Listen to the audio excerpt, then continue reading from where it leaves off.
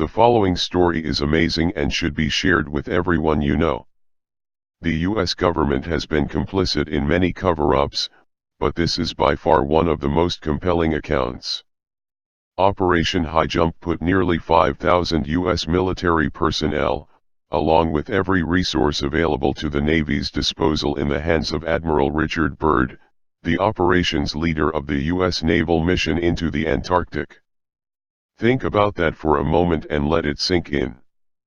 Every resource in the entire US Navy was made readily available for Admiral Byrd's team's use. Although Byrd was chosen to lead the mission for a rather specific reason, which I will later explain, he was quite qualified and a favorite amongst the American public, the perfect candidate of choice by US Navy and top brass. Additionally to Byrd's recruitment, another man, Rear Admiral Richard Cruzen, was selected to head up the task force. And make no mistake, this was an unusually bold move for the American military at the time, as people, nations, and even world economies were still volatile from war's aftermath. So we have to ask the following questions. Why would the US military be seeking to expend so many resources at the risk of great collateral loss, to explore such a harsh region of the planet Earth as Antarctica? What was the rush? What did they know? What we find is that a lot of the details regarding Operation High Jump have been carefully tucked away over the years. Wikipedia explains little about the mission, officially titled the United States Navy Antarctic Developments Program, 1946 to 1947. A United States naval operation organized by Rear Admiral Richard E. Byrd Jr., USN retired, officer in charge, Task Force 68, and led by Rear Admiral Richard H. Cruzen, USN commanding officer, Task Force 68. Operation High Jump commenced August 26, 1946 and ended in late February 1947. Task Force 68 included 4,700 men, 13 ships, and multiple aircraft. The primary mission of Operation High Jump was to establish the Antarctic Research Base Little America 4. High Jump's objectives, according to the U.S. Navy's report on the operation, were as follows: training personnel and testing equipment in frigid conditions, consolidating and extending United States sovereignty over the largest practicable area of the Antarctic continent. This was publicly denied as a goal even before the expedition ended. Determining the feasibility of establishing, maintaining, and utilizing bases in the Antarctic and investigating possible base sites. Developing techniques for establishing, maintaining, and utilizing air bases on ice, with particular attention to later applicability of such techniques to operations in interior Greenland, where conditions are comparable to those in the Antarctic. Amplifying existing stores of knowledge of hydrographic, geographic, geological, meteorological, and electromagnetic propagation conditions in the area. Supplementary objectives of the Nanook expedition. The Nanook operation was a smaller equivalent conducted off eastern Greenland. Interestingly enough, many of the actual mission details were shrouded by secrecy, hidden from the American public, which leads us to where we are now. An excerpt from a report entitled The Antarctica Enigma reads: little other information was released to the media about the mission, although most journalists were suspicious of its true purpose, given the huge amount of military hardware involved. The U.S. Navy also strongly emphasized that Operation High Jump was going to be a Navy show. Admiral Ramsey's preliminary orders of August 26, 1946 stated that, the Chief of Naval Operations only will deal with other governmental agencies and that no diplomatic negotiations are required. No foreign observers will be accepted. Not exactly an invitation to scrutiny, even from other arms of the government. Admiral Byrd was a strategic choice as he was a national hero to the Americans.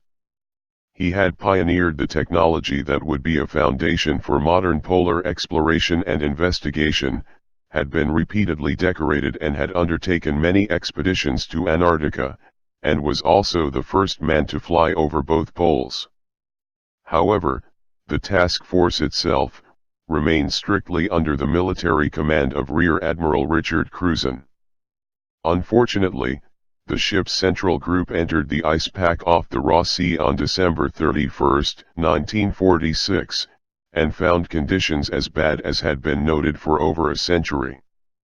Sea breakers such as the USCG Burton Island, a ship that had only recently been commissioned and was still undergoing sea trials off the California coast when Operation High Jump was launched, fought to cut a way through the ice to help the men land. Richard Cruzen was one of a few men to have located at several oases which were actually the real reason the expedition team was sent there in the first place, although at the time only those with the top-secret clearance would truly know the mission's true objective. An excerpt from the Daviess County Historical Society reads: according to a Navy report, 1,000 miles of new coastline was discovered on exploratory trips by the Bear and Bird seaplane. Commended by Secretary of the Navy Frank Knox for his superior seamanship, ability, courage, determination, efficiency, and good judgment in dangerous emergencies, Cruzen was one of the 16 members of the 1939-1941 expedition who received the Antarctic Expedition Medal, presented in November 1946. On December 2, 1946, Cruzen once more set sail for the Antarctic continent. This time, as Task Force Commander under Admiral Byrd of the Navy's Antarctic Developments Project, also known as Operation High Jump, Cruzen led a force of 13 ships carrying some 4,000 men, including meteorologists, zoologists, physicists, and experts from oceanography institutes into the adventure of a lifetime. Besides looking for new scientific data, another purpose of the expedition was to train Navy personnel and to test standard Navy ships and other equipment in cold weather operations. Cruzen navigated through an ice pack of several hundred miles before reaching Little America. Icebergs and unpredictable weather were formidable foes during the course of the expedition. Among the discoveries made during the 1946-1947 expedition was the sighting of 2 oases, one a region of ice-free lakes and land. More than 300,000 square miles of unpathed territory were charted on aerial mapping operations. Their observations proved that radical changes would have to be made on existing maps of the Antarctic. Why would warm spots, with warm water, exist in the Antarctic? What does this mean? The hollow Earth theory.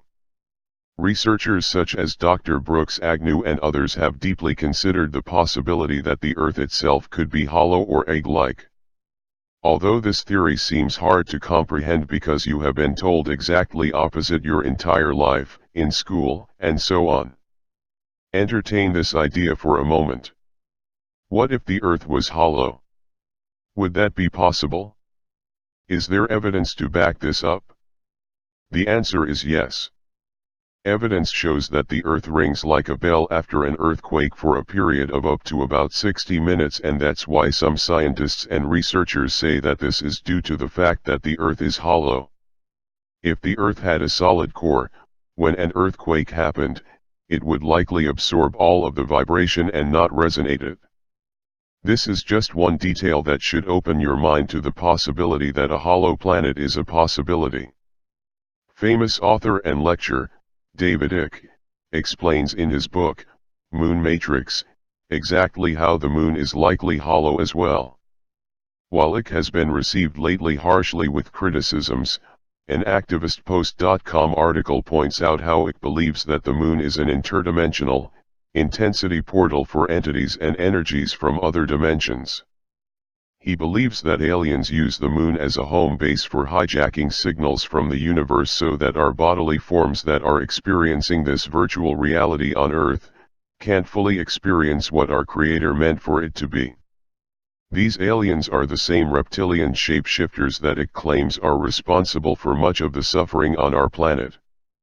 Reptilians want to filter anything beyond our five senses so that it manipulates what kind of world we can experience. I myself have had the privilege of interviewing David Icke and other Hollow Earth experts, such as Rodney Clough and Dr. Brooks Agnew, personally, pushing me further into accepting that this theory may be more than just a theory. Virtually every culture and civilization across the planet, throughout time, has documented what appears to be the existence of a hollow Earth. According to Dr. Brooks Agnew, who I have personally interviewed many times, a hollow Earth is a very real possibility. Agnew has focused his studies to the North Pole region, as him and his team plan to one day locate a documented polar depression, thus launching test overflights from a nuclear-powered icebreaker. Brooks and his team plan a scientific expedition to the brim of the hollow Earth, which proves to be unsuccessful at this time due to a lack of funding. Brooks plans to use a sun compass and a gyroscope above the 60th parallel to get accurate measurements of the oceanic depression. If the rate of change begins to increase, then likely the team would be entering the long elusive polar depression, which has been reported by ancient Viking explorers and modern-day seamen alike. Moreover, during an interview on Red Ice Radio, Agnew talked about the formation of planets, Sir Isaac Newton, and the difference between thick and thin crust physics, zero gravity, and more. The episode is very interesting to say the least. Essentially what Agnew was talking about is what's known as a rather large graviton. You know, those rides at the county fair that spin real fast. They stick you to the wall, then the floor lowers. Oh boy, I can smell the funnel cake and the cotton candy now. Do you think a hollow Earth is possible? In the interview, Agnew continues to get into the possibility of a hollow Earth, questioning the possibility of advanced life within. Agnew explains how migration patterns of birds could be proof that something to the nature of a hollow Earth exists, as birds migrate north for winter in some cases, retreating to a warm area in the polar region. Additionally, it has been reported that the U.S. Navy encountered several UFOs during the Antarctic expedition, and possibly may have had a firefight with at least one of them. A brief clip of this was allegedly caught on film. Some also speculate that mermaids and other rare creatures may derive from the inner Earth, sometimes making their way into the upper waters divided by the firmament as mentioned in the Bible.